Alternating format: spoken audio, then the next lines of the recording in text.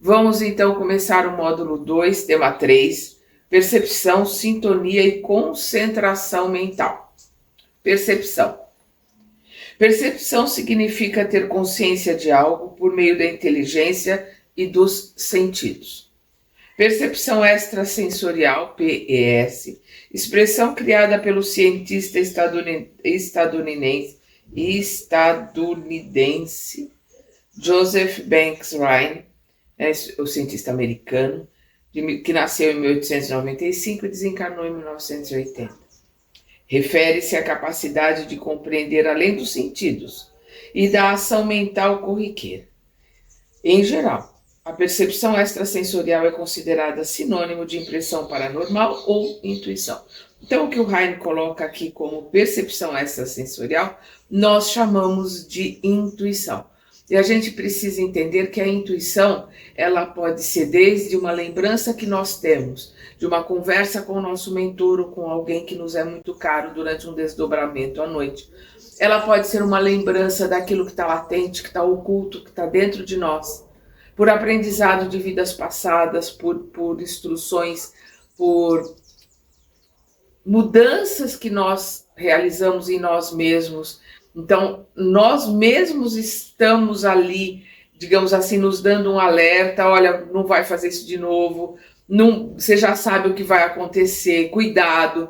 Então, a intuição, ela pode ser tanto nossa, né, daquilo que nós temos conosco, como de uma conversa, algo que a gente não lembra exatamente quando a gente volta ao estado de vigília, mas o nosso inconsciente está ali trazendo aquela palavra ou aquela colocação, como pode ser também, né, o nosso mentor, alguém que está ali junto e que dá uma bronca, que chama atenção para que a gente preste atenção e olhe com mais atenção determinadas situações.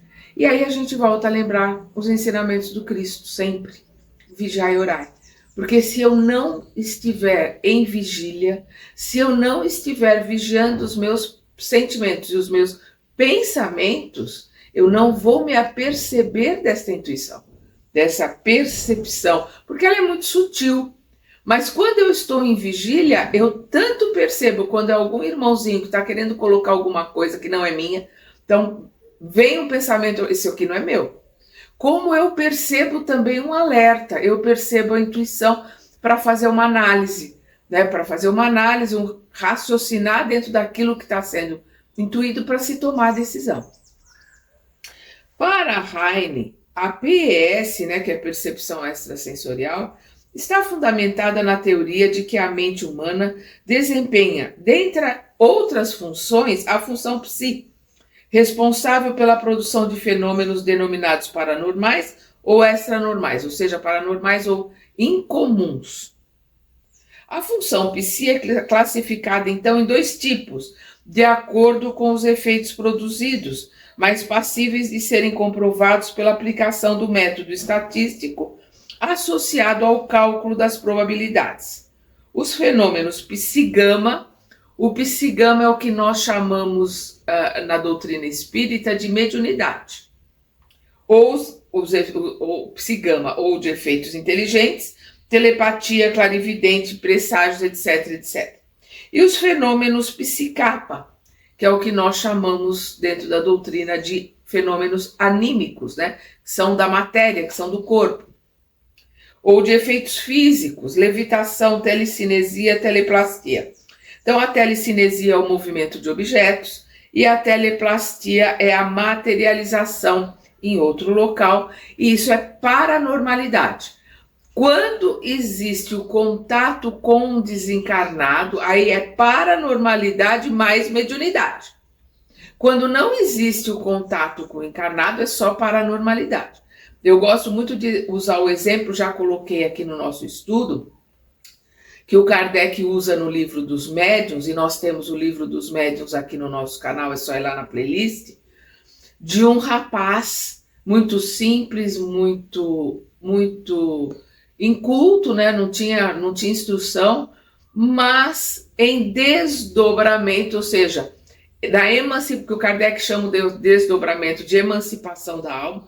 Então, quando ele saía do corpo, né, na emancipação da alma, pela sua capacidade, pelas outras encarnações que ele já teve, pelos aprendizados que ele já teve em outras vidas, ele tinha uma amplidão, ele tinha uma capacidade dentro do plano espiritual ali, né, a capacidade espiritual dele desembaraçado do corpo, muito grande.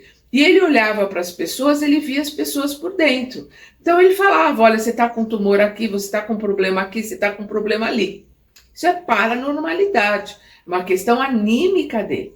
Mas, né, nós vamos ver lá no exemplo que o Kardec dá no livro dos médiuns, uma pessoa pergunta para ele, mas você não vai dar um remédio, você não vai dar uma receita? E nesse dia que o Kardec está colocando ali, o médico não veio. Então aí ele coloca, olha, o médico não veio. É o médico que receita, é o médico que me passa aquilo que eu vou receitar para vocês. Ou seja, quando o médico vinha, que é um espírito que estava trabalhando ali com ele, a questão era mediúnica, paranormal, do desdobramento dele, e mediúnica em relação a estar em contato com o médico e o médico dar a receita. Então a gente precisa entender bem, né? Só existe trabalho, só existe mediunidade, se coloca como uma colocação, um trabalho, uma situação mediúnica quando há o contato, quando há a mensagem de um espírito desencarnado para nós encarnados. Por isso que os médiuns ostensivos são chamados mensageiros. Por isso o livro Mensageiros. Então, para ficar bem claro, o que é anímico, o que é paranormal e o que é mediúnico. Só é mediúnico quando tem um desencarnado ali participando da situação. Senão é só uma questão da pessoa, anímica, ou seja, paranormal. Para comprová-los, o pesquisador indica o uso de método estatístico combinado com o cálculo de probabilidades. Os processos perceptivos não dependem necessariamente dos sentidos corporais, e não é por acaso que são nomeados de extrasensoriais, né? Mais do que as pessoas normais conseguem perceber. Por isso, extra, né, sensorial. Assim, uma pessoa cega ou surda pode captar imagens e sons não detectados, respectivamente, pelos olhos e ouvidos físicos. Então, ela não tem como captar, porque ela é cega, não tem como ouvir, porque ela é surda, mas o perispírito escuta, vê tudo pelo corpo inteiro. Então, ela num estado paranormal, num estado de desdobramento, por exemplo, ela pode ver, ela pode ouvir, mesmo que o corpo físico não tenha esses sentidos. Entretanto, quanto aos tipos de percepção denominados por Heine de psigama e de psicapa, vamos lembrar, psigama nós chamamos de mediúnico e psicapa nós chamamos de paranormal, a codificação espírita os classifica em mediúnicos e anímicos, né? Paranormal é anímico. Allan Kardec subdividiu os processos mediúnicos em duas grandes categorias: viabilizados por médiuns de efeitos físicos e de efeitos intelectuais, assim conceituados. Aqui é do livro dos médiuns. Médiuns de efeitos físicos, os que têm o poder de provocar efeitos materiais ou manifestações ostensivas. Médiuns de efeitos intelectuais, os que são mais aptos a receber e a transmitir comunicações inteligentes. Então, de efeitos físicos, nós já conversamos no nosso estudo do ano passado e desse ano também, né, que são os médiuns que a gente chama, né, de materialização, por exemplo, são de efeitos físicos. Eles produzem mais ectoplasma do que as pessoas comuns, e o plano espiritual se utiliza desse ectoplasma para materializar coisas, né, ou pessoas, né, um espírito é materializado ali. E o de efeitos intelectuais é quem usa o intelecto, ou seja, é o que psicografa, é a psicofonia, porque ali está fazendo uma tradução daquilo que ele está ouvindo intuitivamente, ou mesmo que seja um médium mecânico, ele está sim, o seu intelecto está sendo utilizado para decodificar aquilo que o espírito está colocando ali, mesmo no médium inconsciente ou no médium mecânico. A percepção mediúnica tem em comum com a parapsicologia o fato de ser extrasensorial, porém difere quanto ao agente que a produz, que são espíritos desencarnados, né? Na parapsicologia, na paranormalidade, nós estamos falando de questões e efeitos anímicos, né? São da matéria. E na mediunidade, o contato do médium, do espírito encarnado com o espírito desencarnado. A percepção anímica é de natureza extrasensorial, denominada por Allan Kardec de fenômeno de emancipação da alma. Então nós vamos ver que o Kardec vai sempre colocar a questão do fenômeno de emancipação da alma ou a questão do fenômeno sonambúlico, porque ele chama essa paranormalidade do rapaz que em desdobramento tem essa possibilidade, né, de ver as pessoas ali por dentro e junto com esse trabalho, ele trabalha com um médico desencarnado ali que o ajuda no trabalho. Essa soma dessa paranormalidade com a mediunidade, o Kardec vai chamar de mediunidade sonambúlica, para a gente poder entender a nomenclatura que o Kardec dá, né? Então, o que ele chama de emancipação da alma, a gente usa como desdobramento, que fica mais fácil de entender. Nessa situação, o indivíduo encarnado pode, por desdobramento perispiritual, perceber acontecimentos, ideias, sentimentos e pessoas fora dos limites do espaço temporal onde se acha renascido. Entretanto, nunca é demais recordar que a percepção mediúnica traz sempre conteúdo anímico. Não tem como separar aquilo que é do médium daquilo que ele está recebendo do espírito e traduzindo. Porque na hora que ele faz a tradução, porque ele recebe num bloco, é um download, ele recebe num bloco. Na hora que ele traduz com as palavras que ele tem, né, escrevendo ou falando, aí existe um processo anímico ali, tem a parte dele ali, né? Então nunca vai deixar de ter um certo animismo. Nós já estudamos sobre isso. A gente não pode confundir animismo com mistificação, porque a mistificação é mentira, é enganação, é falta de vergonha na cara, falta de caráter. Animismo não. Animismo é aquela parte que a pessoa está colocando ali que é dela. Vamos lembrar o Emmanuel colocando que um dos melhores médiuns, um dos maiores médiuns que nós já tivemos aqui, que é o Chico Xavier, passava 80% daquilo que o espírito estava colocando, ou seja, 20% do que está em todas as obras é do Chico, é anímico.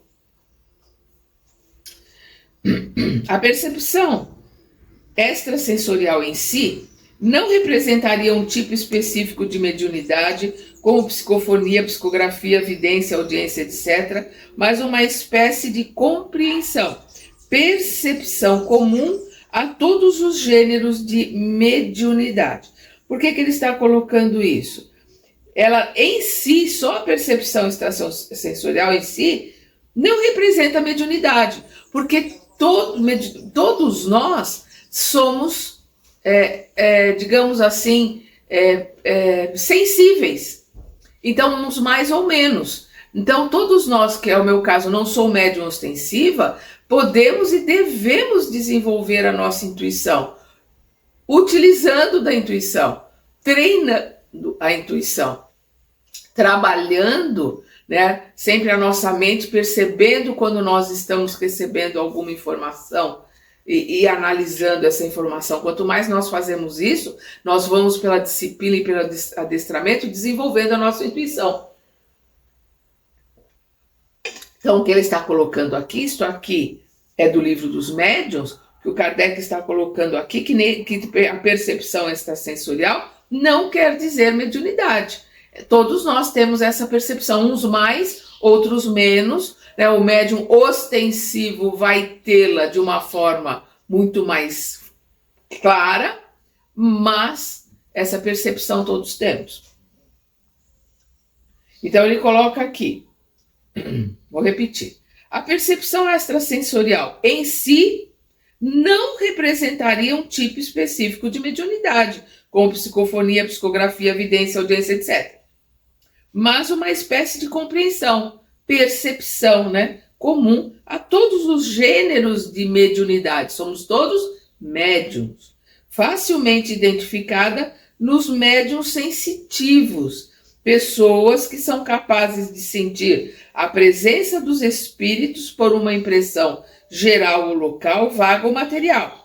A maioria delas distingue os espíritos bons dos maus pela natureza da impressão. Isso aqui é do livro dos médiuns. Então, sendo médium ostensivo ou não sendo médium ostensivo, a gente tem uma certa percepção. Às vezes a gente entra num lugar e fala, nossa, que vibração esquisita, não tá uma vibração legal. Ou então a gente entra e fala, nossa, que energia boa, que vibração boa. Isso é uma percepção extrasensorial. Isso não quer dizer que se é médium ostensivo, então é uma questão que está ligada a todas as pessoas. Um médium ostensivo normalmente tem essas percepções e outras, a sua sensibilidade muito mais aflorada, muito mais à flor da pele, né? Importa considerar que a capacidade perceptiva está diretamente relacionada ao grau de evolução do ser humano. O ser humano, se encontra mergulhado em um extenso oceano de ondas mentais, vivendo em processo contínuo de emissão e recepção de ideias e sentimentos. Então vamos entender o que está sendo colocado aqui. Nós já falamos isso várias vezes. Nossa mente é produtora de energia, de ondas mentais, né, de energia eletromagnética. Essas nossas ondas mentais, elas têm uma frequência, elas têm uma cor, elas têm um cheiro, elas têm um peso. E nós enviamos essas nossas ondas mentais e entramos em sintonia com todos que estão mais ou menos na mesma frequência que nós estamos, como se fossem as ondas captadas de uma estação de rádio. A gente entra ali naquela frequência do rádio, vai captar as ondas que a estação de rádio está enviando. Então, nós somos como a estação de rádio, nós enviamos, todos aqueles que estão mais ou menos na mesma sintonia vão captar as nossas ondas mentais, nossos pensamentos, nossos sentimentos. E nós vamos, isso no universo, encarnados e desencarnados, todos que estiverem na mesma frequência. E nós vamos receber de volta amplificado os pensamentos e os sentimentos de todos que estão na mesma frequência. Então nós estamos em ressonância, nós estamos em contato o tempo todo com todos os encarnados e desencarnados que estão na mesma frequência nossa. Então, se a frequência é boa, nós estamos no estado de espírito, nós estamos numa emanação e numa recepção muito boa. Se a frequência é ruim, de raiva, de mágoa, de vingança, nós vamos estar amplificando à nossa volta esses mesmos sentimentos, atraindo cada vez mais à nossa volta aqueles que estão com este sentimento por sintonia. É isso que é a sintonia. Nós vamos ver um trecho aqui do livro Mecanismos da Mediunidade, do André Luiz, psicografado pelo Chico. Nós temos aqui no canal. É só ir lá na playlist.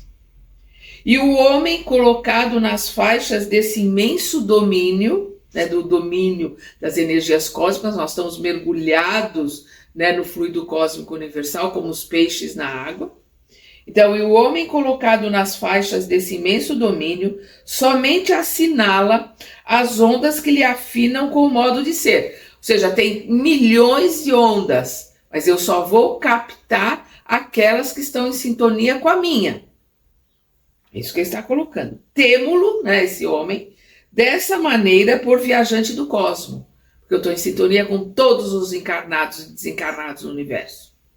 Temo-lo dessa maneira por viajante do cosmo, respirando num vastíssimo império de ondas, condicionado nas suas percepções à escala do progresso que já alcançou, progresso esse que se mostra sempre acrescentado pelo patrimônio de experiência em que se gradua, no campo mental que lhe é característico, em cujas dimensões revela o que a vida já lhe deu, ou tempo de evolução, e aquilo que ele próprio já deu à vida, ou tempo de esforço pessoal na construção do destino.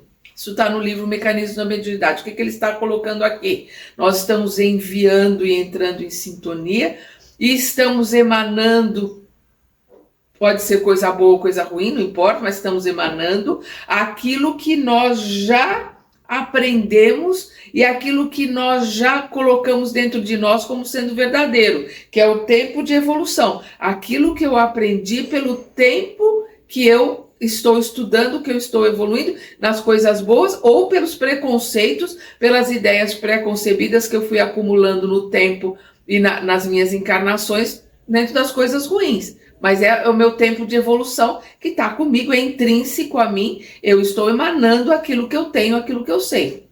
E aqui ele diz, é aquilo que ele próprio já deu à vida, ou tempo de esforço pessoal na construção do destino. É aquilo que eu aprendi e coloquei em prática, seja bom, seja ruim. Não faz diferença. Eu tenho aquilo em mim e estou emanando. Estou dividindo com todos, estou recebendo amplificado de volta. Então, aquilo que eu aprendi e pus em prática, não quer dizer que seja só coisas boas. Eu coloquei em prática, aquilo entrou em mim como um aprendizado. E aquilo eu estou passando. Se for uma coisa boa, ótimo. Se for uma coisa ruim, é um problema.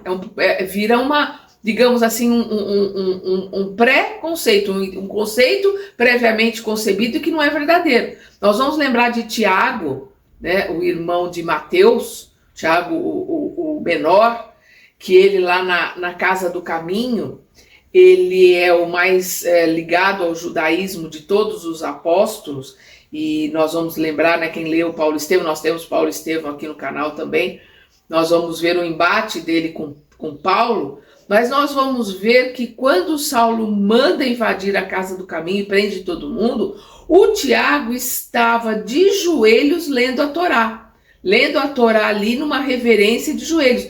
Aí os soldados que estavam ali, os soldados do templo que estavam junto com o pessoal do templo, falaram, alguém que tenha um amor e uma reverência tão grande para a Torá é um judeu a ser respeitado. E ele não foi preso. E aquilo para ele foi como um sinal. Para ele achou que não. Jesus mostrou para mim que esse é o caminho. O caminho é o judaísmo. O caminho é a Torá. E a partir daí ele desenvolveu um fanatismo, né, enorme em relação que só podia receber as instruções do Cristo quem se convertia ao judaísmo. Porque ele achou que aquilo para ele foi um sinal. Então aquilo é um aprendizado que ele levou para ele e que ele cometeu erros e ele criou problemas que, se não fosse Pedro, haveria uma cisão entre os discípulos de Jesus, os que seriam paulinos, né, e os que seriam lá seguidores, né, do Tiago e dos apóstolos que realmente conviveram com Jesus, porque Paulo não conheceu Jesus, né, pessoalmente, só em visão. Então, por aí a gente tem as ideias que nós, às vezes, trazemos conosco, estão completamente erradas, e a gente acha que foi um aviso, ou acha que foi uma premonição, que foi algo que foi colocado ali com todo, digamos assim, com toda a superioridade dos que nos ajudam, porque Tiago achou que foi Jesus que mostrou aquilo para ele, e a gente sabe que não foi, né? Então, foi uma forma de atrapalhar o desenvolvimento, inclusive, do próprio cristianismo, que naquela época não se chamava assim, eram os homens do caminho, né? Nós vamos ver que Lucas, lá na frente, na igreja, na Assembleia, a igreja naquela época tinha o seu nome pela conotação correta, ou seja, Assembleia. A Assembleia de Antioquia, lá que ele vai falar, vocês são conhecidos como homens do caminho, vocês vão continuar sendo assim, só homens do caminho? A gente tem que ter uma outra designação, né? E aí ele fala, vocês seguem Jesus, o Cristo, porque Cristo quer dizer um ungido, o Messias, então por que não colocar cristãos, né? Os seguidores do Messias. E aí foi a primeira vez que surgiu, e aí ficou a palavra, ficou cristão, cristianismo, que vai ser colocado por Lucas. E agora nós vamos para a sintonia. Disse que a sintonia entre duas ou mais pessoas, quando há harmonia, similitude, simpatia ou reciprocidade no pensar e no sentir, por quê? E agora nós vamos ver um trecho do livro Pensamento e Vida. Todos vivemos em regime de comunhão. A associação mora em todas as coisas, preside a todos os acontecimentos e comanda a existência de todos os seres, porque todos nós aprendemos, crescemos, estudamos, nos modificamos e caminhamos em associação, em sociedade, em grupo, nós vivemos em condomínio de encarnados e desencarnados. O livro Pensamento e Vida é uma das pérolas do Emmanuel. É um livro que todo mundo tem que ler. Nós temos aqui no canal, é só procurar lá na playlist. O que ele está colocando aqui, né? Essa questão da sintonia, da harmonia entre o pensar, né? A simpatia, a reciprocidade, as mesmas ideias. Isso faz com que a gente crie os grupos e a gente vai caminhando nesses grupos. E esses grupos, eles são normalmente muito maiores do que a gente consegue imaginar, porque normalmente quando a gente fala de grupo, a pessoa pensa que é quase que um núcleo atômico, que é a família biológica, 2, 3 pessoas, 4, não é isto. Quando a gente fala do grupo e da associação, é da nossa família espiritual que a gente vai montando ao longo dos milênios. E é com esse grupo que a gente vai caminhando, e vai trabalhando em associação. Allan Kardec utiliza o vocábulo simpatia para, em geral, expressar sintonia, como consta em O Livro dos Espíritos. E aqui nós vamos ver um trecho, aliás, 2 trechos, da questão 201 do Livro dos Espíritos, quando é colocado, abre aspas, a simpatia que atrai um espírito para outro, resulta da perfeita concordância de seus pendores e instintos, das suas ideias, dos seus valores e dos seus instintos, aquilo que eles carregam, que nós carregamos conosco, que nos delimita, que digamos assim, nos serve de direção para o caminho. Em sentido oposto, a ausência de sintonia mútua não significa que os espíritos tenham natureza má. Daí também na questão 201, 2 espíritos não são necessariamente maus por não simpatizarem um com o outro. Essa antipatia pode resultar da diversidade do modo de pensar. Mas à medida que eles se forem elevando, as diferenças se apagam e a antipatia desaparece. Conforme nós vamos nos elevando, nós vamos nos modificando, essas antipatias vão se apagando e as diferenças vão desaparecendo. Então a gente, quando vê alguém que a gente fala, nossa, como a gente costuma dizer, meu santo não bateu. Então, por nós sermos vaidosos, orgulhosos, prepotentes, a gente coloca, não, se não bateu porque não é boa pessoa. Porque a gente se acha o máximo. Eu sou o máximo, eu sou a melhor pessoa do mundo. Então, se o santo dele não bateu comigo, não teve sintonia, porque ele não é bom. Não é verdade. Normalmente, na maioria das vezes, pode ser exatamente o contrário.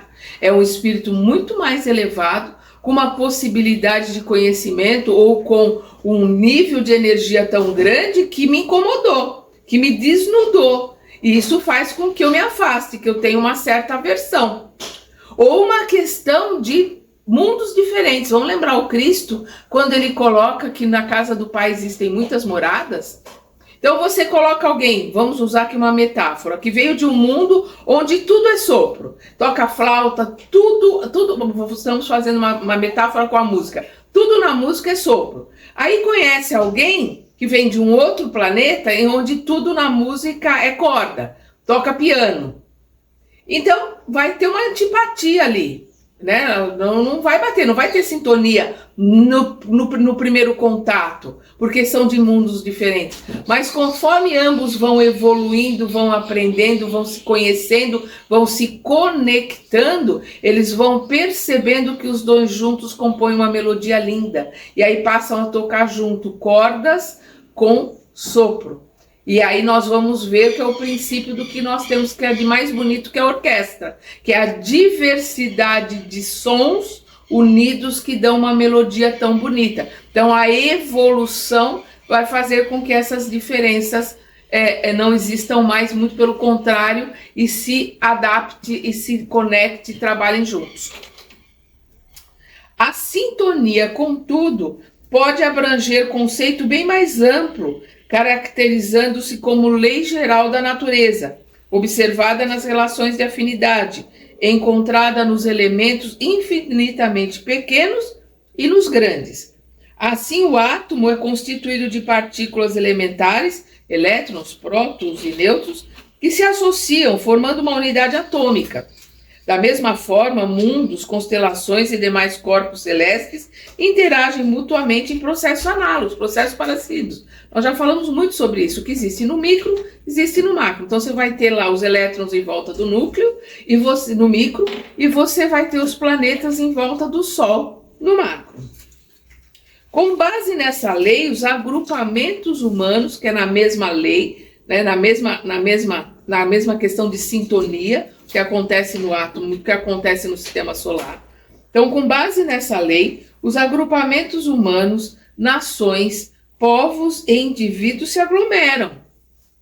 Consta em O Livro dos Espíritos. Aqui é a questão 247 do Livro dos Espíritos. Os espíritos vão de preferência aonde se acham os seus semelhantes, né? Sintonia. Aí ficam mais à vontade e mais seguros de que serão ouvidos. O homem atrai os espíritos em razão de suas tendências, quer esteja só, quer faça parte de um todo coletivo, como uma sociedade, uma cidade ou um povo. Há, pois, sociedades, cidades e povos que são assistidos por espíritos mais ou menos elevados, conforme o caráter e as paixões que aí predominam. Então nós vamos ver que as características vão fazendo com que nas programações as logísticas vão trabalhando. Então vai para onde? Vai para a Terra. Na Terra vai para onde? Vai para a América do Sul. Na América do Sul vai para onde? Vai para o Brasil. No Brasil vai para onde? Vai para São Paulo, vai para Santa Catarina. Vai para onde? Vai para Florianópolis. Vai para onde? Vai para tal lugar. Vai para aquele núcleo familiar. Então as coisas vão caminhando e cada povo, cada lugar tem um mentor. Então nós temos aqui no Brasil Ismael, o filho da Agar, que é o fundador dos árabes, do povo árabe, que é o governador, é o mentor, o anjo protetor do Brasil. Nós temos o rei Luís, o São Luís, que é o protetor da França e que é também o mentor ali da sociedade espírita que trabalha junto com o Kardec. O Kardec, tudo que ele faz, ele pede autorização, ele pergunta, ele conversa com São Luís, pedindo autorização para tudo que ele faz. Nós vamos ver isso muito bem esclarecido no livro dos médiuns. Vemos então que no cotidiano, peço desculpas, como eu já falei, tem um apartamento em reforma aqui no prédio, então de vez em quando começa o barulho, mas vamos lá. Vemos então que no cotidiano da existência, as boas e más relações se estabelecem por meio da sintonia, como afirma Emmanuel no livro Pensamento e Vida. Assim também, na vida comum, a alma entra em ressonância com as correntes mentais em que respiram as almas que se lhe assemelham. Assimilamos os pensamentos daqueles que pensam como pensamos. É que sentindo, mentalizando, falando ou agindo, sintonizamos-nos com as emoções e ideias de todas as pessoas encarnadas ou desencarnadas da nossa faixa de simpatia. Então nós vemos aqui no Pensamento e Vida aquilo que nós já colocamos. Nós vamos entrar em sintonia com todos aqueles que pensam igual a nós, encarnados e desencarnados. E a nossa alma entra em ressonância. O que é a ressonância? É o circuito fechado. Nós vamos ver que aonde existe uma corrente elétrica, aonde existe uma energia, vai haver um campo magnético. Não existe nenhum tipo de energia sem que forme um campo magnético. Então a energia, quando fecha os circuitos e forma esse campo magnético, ela entra em ressonância, ela vai gerar luz, ela vai gerar calor, vai regerar os dois. Então quando nós estamos numa corrente energética, por exemplo, num grupo uma corrente de proteção de um grupo de desobsessão, por exemplo, nós estamos emitindo as nossas energias para a corrente e estamos ali fechando o circuito, a corrente vai circulando, ela entra em ressonância. E aí nós vamos vendo que a gente vai começando, alguns podem até ver a luz que vai aumentando, a corrente vai ficando cada vez mais iluminada. Mas todos nós, a grande maioria de nós, vai sentir o calor que essa energia produz. Quantos não começam, às vezes, na reunião com o casaco, depois vai tirando o casaco, porque vai sentindo o calor. Por quê? Porque é a ressonância da energia que vai produzindo esse calor. E isso acontece conosco, com todos aqueles que nós temos sintonia em pensamento e sentimento no universo, encarnados e desencarnados. Olha, por isso Jesus coloca o vigiai e orai. Olha a responsabilidade e a preocupação que nós temos que ter com os nossos pensamentos. Quanto à sintonia mediúnica, os princípios que a regem são os mesmos, o que explica porque, a priori, todo ser humano é médium, né? Todos nós conversamos com espíritos desencarnados, principalmente em desdobramento, então somos todos médium, é o que eles estão explicando aqui. Todos somos instrumentos das forças com as quais estamos em sintonia. Todos somos médiuns dentro do campo mental que nos é próprio, associando-nos às energias edificantes ou às forças perturbadoras e deprimentes. Isso está no domínio da mediunidade. Nós vamos nos associar a energias edificantes, se os nossos pensamentos, a nossa frequência é edificante, ou vamos nos associar com os espíritos instigantes, menos esclarecidos, se a nossa energia ela é mais baixa.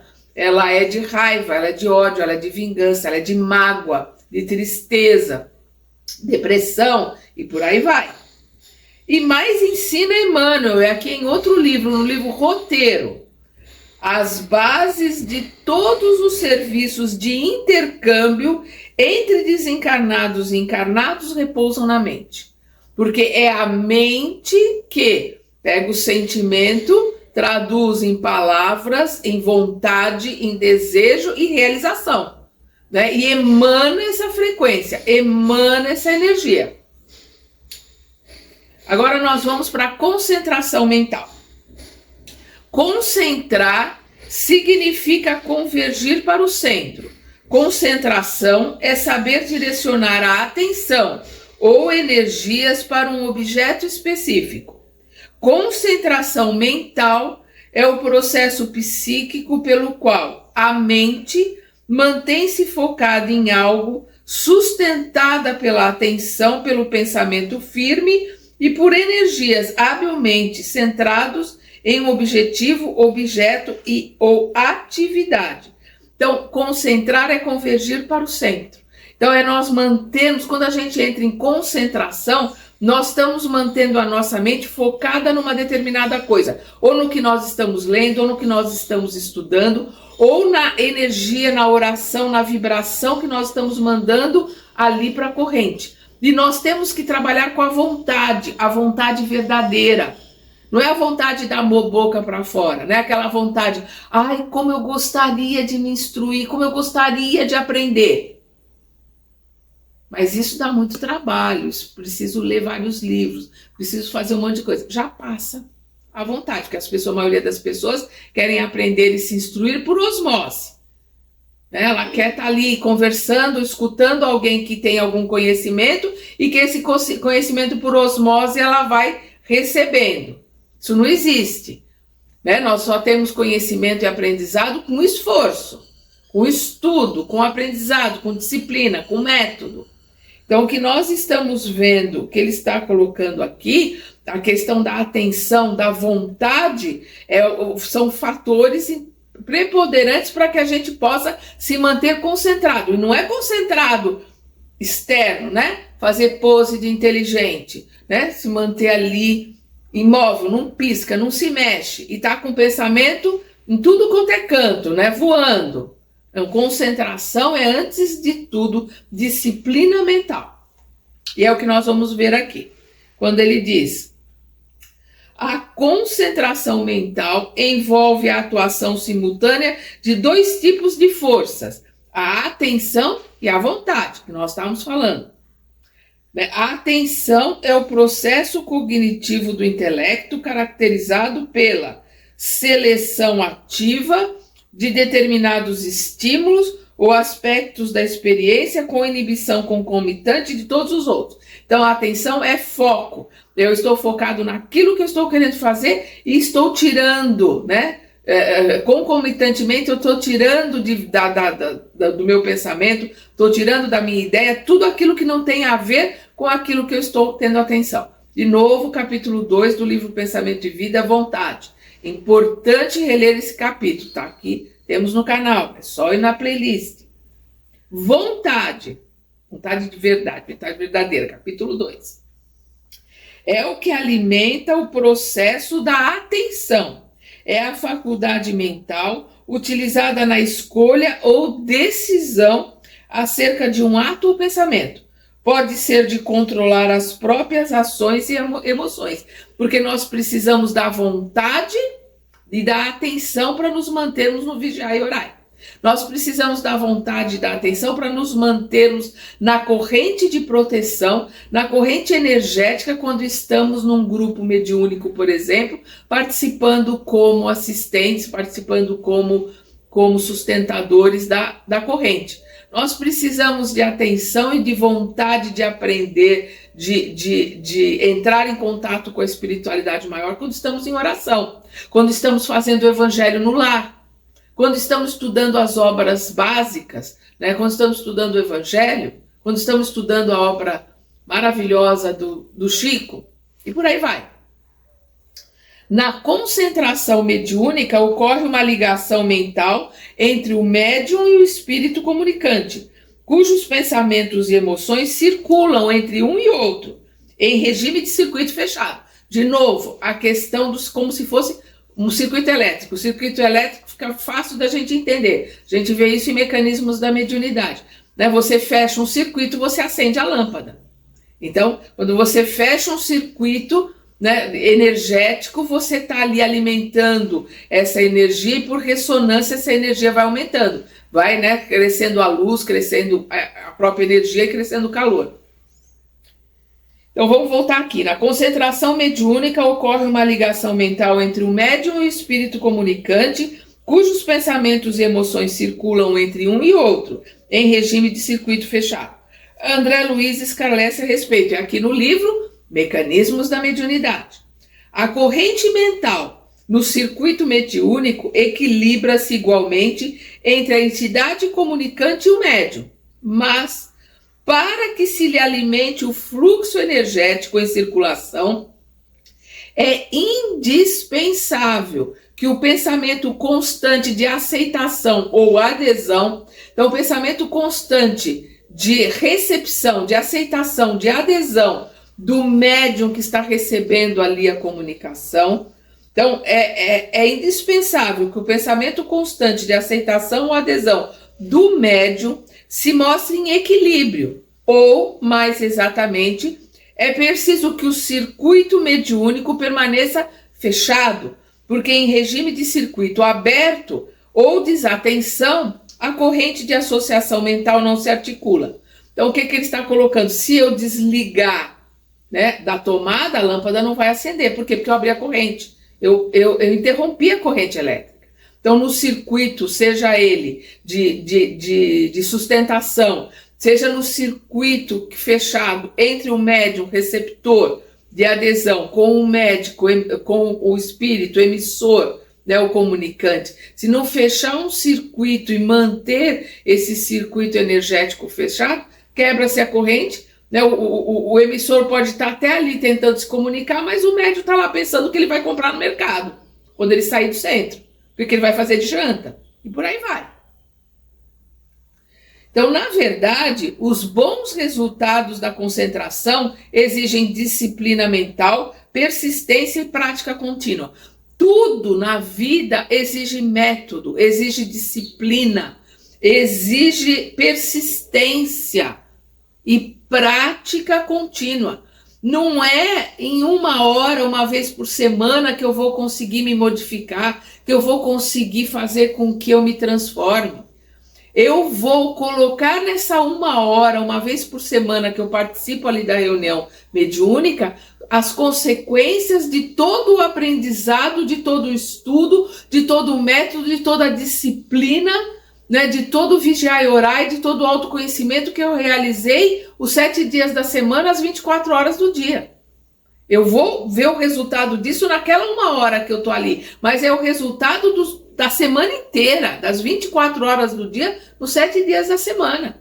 Ninguém vai se transformar e se modificar trabalhando uma vez por semana, 1 hora que seja, no trabalho que for. Porque exige de nós esforço, vontade, disciplina, disciplina, disciplina, disciplina. Que é que o Emmanuel colocou para o Chico. Então, voltando aqui. Na verdade, os bons resultados da concentração exigem disciplina mental, persistência, prática contínua. Não é algo que se aprende superficialmente às pressas. Daí Aniceto, experiente orientador espiritual citado em Os Mensageiros, comentar. Nós vamos ver que o Aniceto é o mentor do livro Os Mensageiros, nós temos aqui no canal, é só ir lá na playlist, é um livro fantástico, estou sempre falando dele. O Aniceto coloca: muitos estudiosos do espiritismo se preocupam com o problema da concentração em trabalhos de natureza espiritual. Não são poucos os que estabelecem padrão ao aspecto exterior. Estabelece um padrão ao aspecto exterior, não é o aspecto exterior que conta. Então, vamos voltar aqui. Poucos os que estabelecem padrão ao aspecto exterior da pessoa concentrada. Os que exigem determinada atitude corporal e os que esperam resultados rápidos nas atividades dessa ordem. Entretanto, quem diz concentrar forçosamente se refere ao ato de congregar, aglutinar alguma coisa. Ora, se os amigos encarnados não tomam a sério as responsabilidades que lhe dizem respeito fora dos recintos da prática espiritista, se, porventura, são cultores da leviandade, da indiferença, do erro deliberado e incessante, da teimosia, da inobservância interna dos conselhos de perfeição cedidos a outrem, ou seja, os conselhos que eu dou para outra pessoa, os conselhos, as palavras decoradas, os chavões, eu mando para o outro, mas eu não penso, não analiso, não pratico, é o que ele está colocando aqui. Da inobservância interna dos conselhos de perfeição cedidos a outrem, que poderão concentrar nos momentos fugazes de serviço espiritual. Vai conseguir o que ali em 1 hora? A gente não tem botão de desliga. Não consigo desligar, a Sandra, mãe, esposa, avó, aí eu desligo a chave, chega no centro espírita, é a Sandra espírito. A Sandra separa do ego, é o espírito encarnado que está. Existe isso. Nós somos um conjunto de tudo que nós pensamos, sentimos e vivenciamos. Ou a gente tem uma disciplina em tudo, um trabalho em tudo, para que isso resulte num bom trabalho mediúnico espiritual, ou não adianta, não é 1 hora ali que vai fazer a diferença, não. Não é 1 hora ali que eu vou conseguir me concentrar e fazer alguma coisa. Às vezes não consegue nem se concentrar. Então aí ele coloca, o Aniceto termina aqui. Boa concentração exige vida reta. Boa concentração exige disciplina, estudo, autoconhecimento, vontade de se modificar.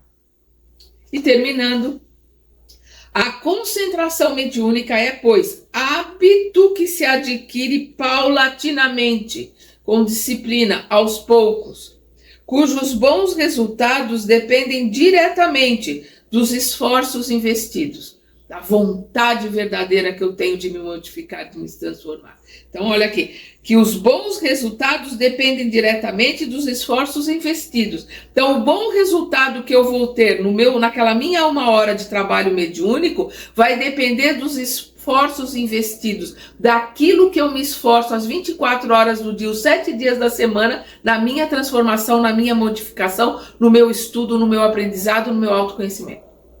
Assim, durante o contato com espíritos desencarnados, é preciso que o médium, portador ou não da mediunidade ostensiva, se abstraia das preocupações / problemas que transcorrem fora da reunião, fixando-se nos acontecimentos que envolvem o intercâmbio mediúnico, desenvolvidos em ambos os planos de vida, a fim de que a doação e a recepção de energias magnético-espirituais e o clima de harmonia e seriedade do trabalho não sofram processo de continuidade. Para que ele está colocando aqui? Para que encarnados e desencarnados possam ter um processo de continuidade, de ascensão, de aumento de trabalho, de aumento de conteúdo, de elevação, de progresso no trabalho. Isso depende do esforço do encarnado, porque conforme é o esforço do encarnado e ele vai se aprimorando, o plano espiritual vai podendo contar cada vez mais com ele, os planos superiores vão colocando projeções, projetos, vão se colocando ao longo do tempo em trabalhos que vão aumentando e que vão se, digamos assim, aperfeiçoando ao longo do tempo, numa ascensão, numa progressão, numa elevação de trabalho. Eles podem colocar isso porque eles estão vendo o esforço, a modificação que cada um está realizando, então no conjunto todos vão melhorando, todos vão evoluindo, todos vão subindo e o plano espiritual vai trabalhando junto e vai progredindo o trabalho. Ou tá todo mundo ali, não deixa como tá para ver como fica, é sempre o mesmo arroz e feijão, é sempre a mesma mensagem, sempre o mesmo tipo de psicografia, não sai daquilo. O trabalho não evolui, não muda, entra ano, faz ano, aquilo não muda. Tá todo mundo estacionado. Então os espíritos que estão ali são espíritos do nível, os espíritos melhores vão para outro lugar, vão trabalhar com outro grupo de estudo ou de desobsessão, e vem outros precisando, que estão também estacionados, que estão ali, isso é mediocridade, estão na mesma colocação medíocre e ficam ali juntos. Então, afins atraem afins, se o trabalho é medíocre, os que estão ali assessorando, trabalhando é medíocre também. Aí depois não reclamam. Nossa, mas eu estou há 20 anos, não muda, não mudou nada. Você trabalhou para se modificar, você fez a sua parte, se você está se transformando, nós só recebemos daquilo que nós damos. Aquilo que eu não tenho, eu não recebo. Então é a parábola dos talentos, vamos lembrar. Se eu recebo um talento e eu multiplico, eu vou receber mais. Então quanto mais eu tenho, o que eu fiz com o que eu tenho? Eu multipliquei, eu doei, eu transformei, eu me utilizei dele. Então eu vou receber mais, porque eu estou utilizando o que eu estou recebendo. Aquele que pegou e enterrou com medo do Senhor, ele não usou para nada, ele não serviu para nada, até o pouco que ele tem vai ser tirado. Por quê? Porque ele não vai usar, não vai servir, é lógico. Quando a gente entende a parábola do talento, a gente vai ver que Deus é justo, é lógico, é misericordioso. Nós vamos receber conforme o que nós estamos nos utilizando e que nós estamos multiplicando. Então eu vou receber daquilo que eu tenho, daquilo que eu dou. Se eu não dou, se eu não tenho, não vou receber. Quando Jesus pergunta que tendes, se eles tinham 3 pães e 4 peixes, Jesus pôde multiplicar. Se eles não tivessem nada, 1 milhão vezes 0 dá 0. Se eles não tivessem nada, não apresentassem cestas vazias, não teria multiplicação de nada, não teria distribuição de nada. Porque é possível multiplicar aquilo que se tem.